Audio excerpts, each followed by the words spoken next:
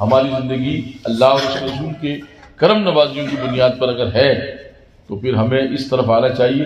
آج دنیا ہمارے ساتھ بہرا روی کی طرف بڑھی ہوئی ہے اور ہم دین سے ہٹ کر کے دنیا کی طرف بڑھے ہوئے ہیں۔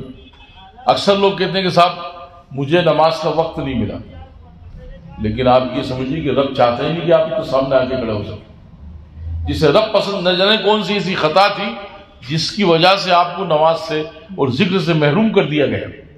آپ کے وقت نہیں، ایسی بات نہیں، بلکہ خدا نے آپ کو پسند ہی نہیں کیا، اس لیے توفیق ہی نہیں دی۔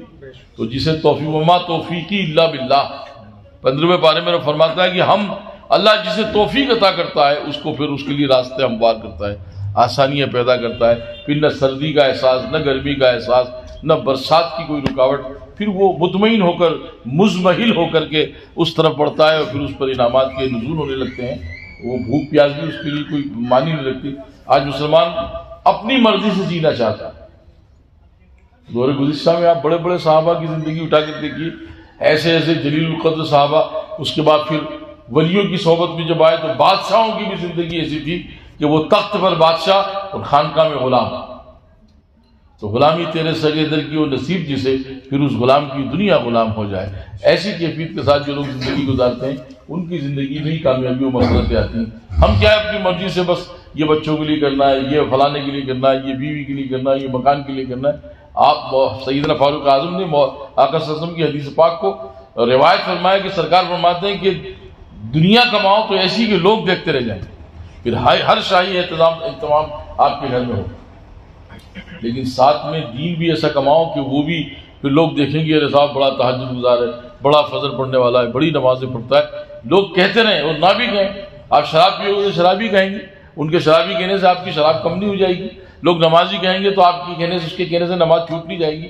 دنیا تو برائیوں کی طرف اگر آپ بڑھ گئے تو پھر آپ کے پیچھے لگ کر کے وہ برا آدمی، وہ فلاں آدمی، کوئی ترقی کر جائے صاحب کسی کا مال انٹی کر لیا ہوگا، جانے انجانے پیسے ادھر ادھر سے اٹھا لیے ہوں گے، تو دنیا لوگ کہ دنیا کیا کہیں گے؟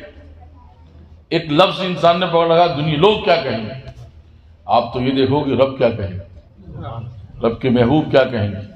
تو ہمیں اس طرف جانا ہے جس طرح خدا اس کے رسول کی مرضی ہو۔ دنیا کی مرضی سے چلنے والے ارے صاحب فلاں جگہ مت کرنا ایسا کام، وہ لوگ کیا کہیں گے؟ تو وہ کون ہے وہ لوگ جو لوگ کیا کہیں گے جو سامنے تو آئے کہ یہ فلاں آدمی ایسا کہہ رہا تھا، تو وہ کبھی نہیں کہتا۔ تو بات کہنے کی یہ ہے کہ ہم اپنے آپ کو سمجھیں۔ آج دنیا نے، کافروں مشرکوں نے یہ سمجھ کر رکھا اور ہم ان کے خوف میں خوف زدہ بھی ہونے کہ وہ ایسا کر دیں گے، ان کی یونٹی بن رہی ہے، ان کی تنظیمیں بن رہی ہیں، وہ اس طرح سے ہمارے لیے دشواریاں پیدا کر رہے ہیں۔ تو اسلام نے ہر زمانے میں مختصراً رہ کر کے معتبر لوگوں پر غلبہ پایا ہے، اور اس کی علامت یہ تھی کہ ہم دین سے لگے ہوئے تھے۔ کچھ لوگ آج کل محفلوں میں نماز پڑھنے میں بھی اتنی اجلت ہوتی ہے کہ جیسے مسجد میں ان کو کوئی تالا لگا کر بھاگ جائے گا۔ بہت اطمینان کے ساتھ نماز پڑھنے کی ضرورت ہے۔ حضرت خواجہ اسد بصری رحمۃ اللہ علیہ کی بارگاہ میں ایک شخص آیا کہ سرکار بڑی پریشانی رہتی ہے۔ آپ نے پوچھا نماز پڑھتے ہو؟ کہ آپ پڑھتے ہو لیکن نماز میں نہیں رہتے تھے۔ تو انہوں نے کہا نماز میں رہتا ہوں حضرت۔ فرمایا نہیں، آپ نماز میں نہیں رہتے، آتے مسجد میں ضرور ہو، نماز میں کھڑے ضرور رہتے ہو، لیکن دل ہے کہیں، دماغ کہیں اور نظر کہیں۔ ایک شخص کس طرح مجھے تقسیم کر گیا والی کیفیت رہتی ہے کہ وہ بازار میں جانا ہے، فلاں سے پیسے لینا ہے، یوں کرنا ہے، یوں کرنا ہے۔ تم اگر نماز میں آ جاؤ تو خدا کی رحمتیں تمہارے وجود میں آ جائیں۔ کیسے؟ فرمایا کہ جب بندہ نیت باندھ کر کے عہد کرتا ہے کہ یا اللہ ساری دنیا کے مسلمانوں کا مقصود کیا ہے، اور یہ علامت بتاتی ہے ان الدین عند اللہ الاسلام وما اختلف الذین کفروا، کافر اختلاف میں ہیں اور مسلمان اتحاد میں رہنا چاہیے۔ رب فرما رہا ہے اب ان کا منزل مقصود کیا ہے؟ پوری دنیا نماز پڑھ رہی ہے، دنیا نے ہر کوشش کر لی، لیکن نماز میں خلل لانے کی کسی میں طاقت رہی، مشرق کا آدمی ہو، مغرب کا ہو، جنوب کا ہو، شمال کا ہو، اور سب کو متوجہ الی جہت الکعبۃ الشریفۃ اللہ اکبر، کعبے کی طرف منہ کر کے نیت باندھ کر کے یہ اظہار کرنا ہے کہ منہ میرا کعبے شریف کی طرف اللہ اکبر۔ تو رب فرماتا ہے کہ تیرا منہ کعبے کی طرف، تو رحمتوں کا منہ تیری طرف ہم کر رہے ہیں۔ یہ خدا کے فضل کا انعام ہوتا ہے، اور ہم کعبے کی طرف منہ کر کے بھی احساس نہیں کرتے کہ ہم کعبے کی طرف ہیں۔ آپ سمجھیے کہ حضرت داتا گنج بخش، ایک بار درود شریف پڑھ لیجیے۔ اللہم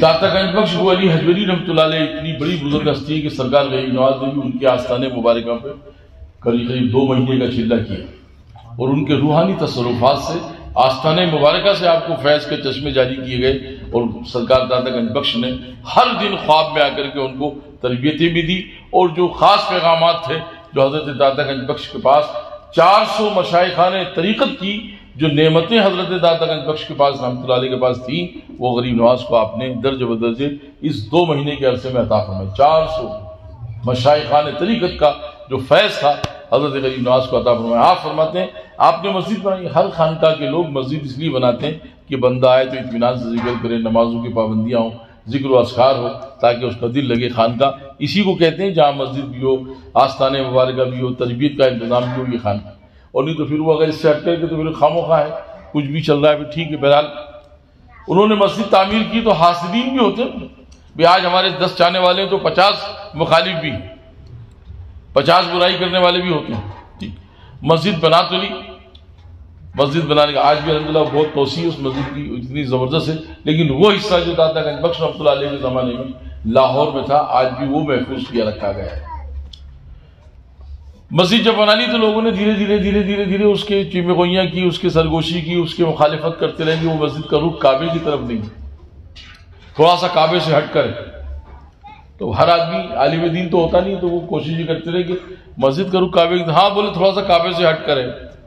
یہ بات چلتے چلتے 2-4 مہینے گزر گئے، حضرت داتا گنج بخش کے کانوں تک یہ بات پہنچ گئی تھی، لیکن جب مستند طریقے سے لوگ آ کر کہنے لگے کہ فلاں فلاں فلاں ایسا کہتے ہیں کہ آپ کی مسجد کا رخ کعبے کی طرف نہیں، تو اجتماعیت کے ساتھ سرکار حضرت عثمان بن علی حجویری رحمۃ اللہ علیہ نے فرمایا کہ اعلان کر دو کہ کل جسے کعبہ دیکھنا ہو وہ اس مسجد میں آ کے نماز پڑھ لے۔ یہ بہت مشہور دنیا میں واقعہ ہے۔ داتا گنج بخش کا اعلان ہوا تو لاہور کی بڑی تعداد تھی جو لوگ تھے، آ کر کے زور جمع ہوئے، اور جمع ہونے کے بعد اتنا بڑا اسلام کا وہاں پر غلبہ تھا نہیں، لیکن جتنے مسلمان تھے تقریباً ایک روایت میں آتا ہے کہ 6 سے 6,500 ہزار مسلمان اس وقت تھے جو داتا گنج بخش کے ہاتھوں پر اسلام جنہوں نے قبول کیا تھا۔ آ کر کے مغرب میں چلو ٹھیک ہے، اب جو مرید تھے وہ تو مسرور تھے کہ آج کعبہ دیکھنے کو ملے گا، اور جو مرید نہیں تھے اور جو صرف خالی تعلق رکھتے تھے یا کچھ جو مخالفت کرتے تھے، انہوں نے سوچا چلو دیکھتے ہیں بابا کیا دم مارتا ہے۔ تعداد آئی، مغرب کی نماز کے لیے جب سب کھڑے ہوئے تو آج حضرت داتا گنج بخش رحمۃ اللہ علیہ فرمانے لگے کہ امام صاحب آج ہم مغرب پڑھائیں گے۔ داتا صاحب رحمۃ اللہ علیہ مصلی امامت میں کھڑے ہوئے، اذان ہوئی، اذان ہونے کے بعد اقامت ہوئی، اقامت کے بعد حضرت داتا گنج بخش نے ایک بار منبر رسول پر کھڑے ہو کر کے منظر دیکھا پبلک کا، اور کہا کہ زور سے نیت یہ کہہ کے ماننا کہ نیت کرتا ہوں میں 3 رکعت نماز فرض مغرب کی واسطے اللہ تعالیٰ کے، منہ میرا کعبہ شریف کی طرف، اللہ اکبر۔ انہوں نے عربی میں اعلان کیا تھا، میں اس کا ترجمہ بیان کر رہا ہوں۔ نیت باندھی گئی، اور نیت باندھنے کے بعد جیسی اللہ اکبر حضرت داتا گنج بخش نے کہا اور نیت باندھی تو لوگوں نے کیا دیکھا کہ حرم شریف سامنے ہے اور ہم سارے مکے شریف میں نماز ادا کریں۔ اب جو لوگ جو گھیرا گھری میں آئے ہوئے تھے وہ تو کعبہ ہی دیکھتے رہے، آواز سنے تو رکوع سجدہ ہو جائے، باقی رخ کعبے کی طرف تھا تو کعبہ سامنے، اور جو عاشق تھے ایک نظر ماری اور پھر سجدے کی جگہ منہ کر لیا۔ سلام پھیرنے کے بعد لوگ قدموں میں گرے، سرکار جب سلام پھیری تو پتہ لگا پھر لاہور میں موجود ہے۔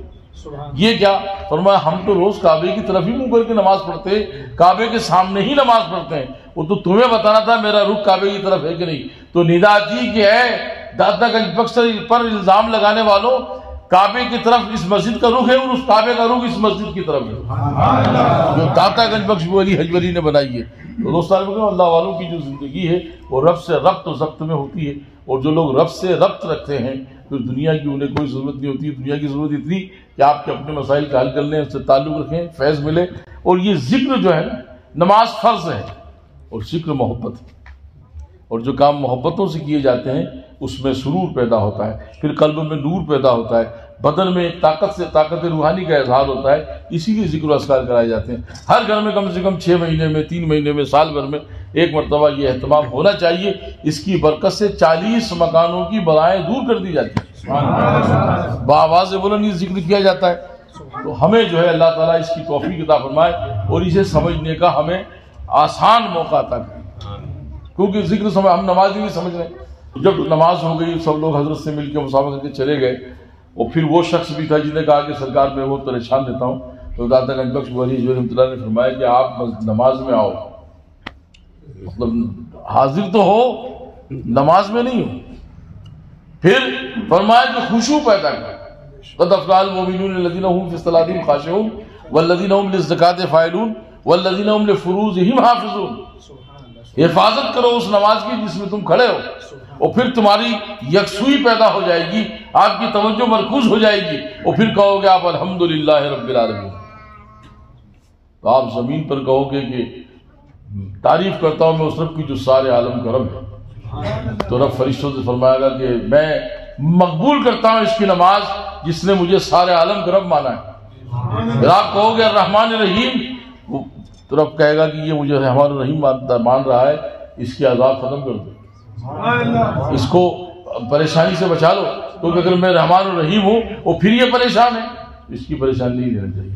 پھر آگے ہم کیا پڑھتے ہیں؟ مالک یوم الدین، اے رب تو دنیا و آخرت کا، یوم جزا کا، یوم نشور کا مالک ہے. تو فرمایا کہ محشر میں بھی اس کی آبرو رکھی جائے گی. اب آپ کا وہ مرحلہ آ رہا ہے، وہ مقصد آ رہا ہے جس مقصد کے لیے آپ بندگی میں کھڑے ہوئے. یعنی ہم بندگی کر رہے ہیں اور کچھ چاہتے بھی ہیں. ہم کیا کہہ رہے ہیں آگے؟ ایاک نعبد و ایاک نستعین. ہم تیری ہی بندگی کرتے ہیں اور تجھی سے مدد چاہتے ہیں. کچھ بچتا ہے اس کے بعد؟ جب یہ یقین کے ساتھ ہم نے کہہ دیا ہے اللہ ہم تیری ایاک نعبد و ایاک نستعین، ہم تیری ہی بندگی کرتے ہیں اور تجھی سے مدد چاہتے ہیں، تو رب فرماتا ہے، آپ نے کہا اہدنا الصراط المستقیم، رب کہتا ہے اس کے راحت کا راستہ عطا کرو، اس کو شریعت کا راستہ عطا کرو، اس کو منزل مقصود کا راستہ عطا کرو، اسے جنت الفردوس کا راستہ عطا کر دو. اہدنا الصراط المستقیم، اس نے کہہ دیا مولا مجھے سیدھا راستہ چلا، سیدھا راستہ دکھا. تو دکھانا نہیں، اسے چلا دو. صراط الذین، یاد ہے نا سب کو، صراط الذین انعمت علیہم، وہ راستہ جس پر تو نے انعام رکھا ہے. اور انعام کیا ہے؟ سکون سے زندگی گزرے، اللہ کا انعام ہے. آسانی سے زندگی گزرے، اللہ کا انعام ہے. راحت سے زندگی گزرے، اللہ کا انعام ہے. اور عبادت کے ساتھ زندگی گزرے، اللہ کا انعام ہے کہ نہیں؟ صراط الذین انعمت علیہم. یہاں پر آ کر کے آپ کا مقصد پورا ہوا. اور اب آپ کو آفتوں سے بچنے کی آخری آیت ہے، غیر المغضوب علیہم، مجھے غیر کی طرف سے بچا لے، مجھے ظلم کی طرف سے بچا لے، مجھے عذاب کی طرف سے بچا لے، مجھے دشواری کی طرف سے بچا لے. سارا کا انعام تو الحمد نہیں ہوگی. غریب نواز فرماتے ہیں رضی اللہ تعالیٰ عنہ کہ جو شخص توجہ سے الحمد شریف پڑھتا ہے اس پر 1000 جادوگر بیٹھ کر کے جادو کریں اس پر ایک تنکے کے برابر اثر نہیں. الحمد شریف کی فضیلت اور اس کا فیض یہ ہے، اور اللہ کا انعام، سرکار کی شان دیکھیے کہ اللہ تبارک تعالیٰ کا یہ عظیم تحفہ سورہ فاتحہ کی شکل کا سرکار نے نماز میں اسے واجب کر دیا. فرض ہے تو الحمد ضروری، واجب ہے تو الحمد شریف ضروری، سنتیں ہیں تو الحمد شریف ضروری، نوافل ہیں تو الحمد شریف ضروری. کیوں کہ یہ جب دعا یہ آیت کریمہ، یہ سورت کا جب آپ تلاوت کر کے کھڑے ہوتے ہیں اور اس میں ڈوب جاتے ہیں، پھر رب کی رحمتیں آپ کو زمین سے لے کر 40 گز تک اپنی رحمت میں ڈبا دیتی ہے. یہ الحمد شریف کا فیضان ہے. بے چین دل ہو رہا ہے، 3 بار الحمد شریف پڑھ کے پانی میں دم کر کے پی لیجیے. دل میں گھبراہٹ ہے، دل پر ہاتھ رکھ کے 7 بار الحمد شریف پڑھ لیجیے. آپ دیکھیے اس کا کتنا فیضان ہے. اور یہی ساری چیزیں خانقاہوں سے بتائی جاتی ہے تاکہ انسان سیلف ڈیپینڈ ہو جائے، خود کی ایک طرف بڑھ کر کے اپنے کاموں کو خود انجام دے، اور وہ اس قابل ہو جائے کہ جب وہ دعا کے لیے ہاتھ اٹھائے تو اس کی ہر دعائیں مقبول ہوتی بھی نظر آئیں. تو دعاؤں کی مقبولیت کا ایک بہترین طریقہ کیا ہے؟ آدمی کا دل صاف ہونے لگے.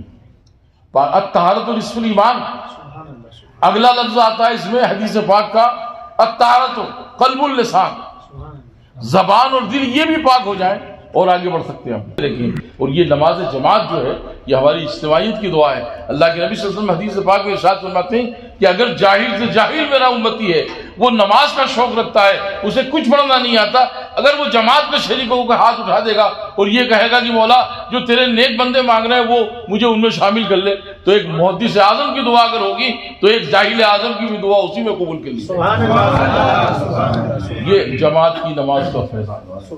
آپ ہی سمجھ لو کہ میں جاہل آدمی ہوں، یا میری الحمد صحیح نہیں، میری قل اللہ صحیح نہیں، جماعت تو صحیح. جس میں آپ آ کر کے کھڑے ہیں نیت باندھ کر نماز پڑھنے کے لیے، جماعت صحیح ہے تو پھر آپ کا انتظام بھی صحیح ہو جائے گا۔ نماز سے پہلے نیت کرو کہ مولا آج ہم یہ چند لوگ پڑھ رہے ہیں، ایسی طاقت عطا کر کہ جو زمین پہ گھوم رہے ہیں ہر زبان پر لا الہ الا اللہ کی کیفیت جاری ہو جائے۔